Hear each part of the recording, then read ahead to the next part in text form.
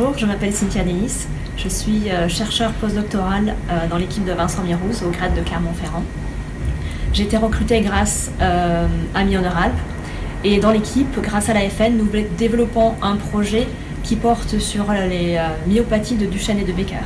Et plus particulièrement, nous essayons de comprendre comment et pourquoi les mutations dans ce gène sont à l'origine de dégénérescences musculaires graves dès l'enfance.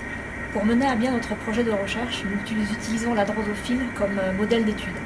La drosophile, c'est cette petite mouche ici que vous voyez, qui est très utilisée dans les laboratoires de recherche. En effet, 70% de ces gènes sont communs avec les gènes de l'homme. Et parmi ces gènes, le gène dont la mutation provoque les myopathies de Duchenne et de Becker.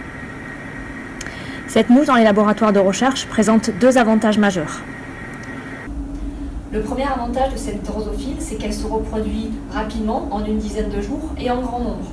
Donc on peut faire de nombreuses études génétiques en un minimum de temps.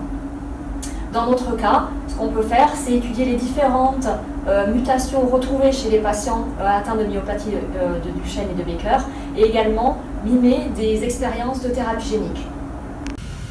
Le deuxième avantage de cette drosophile, c'est que ses organes et ses tissus sont forcément plus petits que les nôtres, et donc on peut regarder, voire même filmer avec un microscope ce qui se passe dans les cellules. Et donc on peut comparer le fonctionnement de cellules, de tissus sains et de tissus malades. Pour poursuivre nos recherches sur les myopathies, nous avons besoin de votre soutien. Si vous voulez faire un don au Téléthon, vous pouvez le faire via notre page de collecte MyHonorAlpes ou bien directement en téléphonant au 36 37.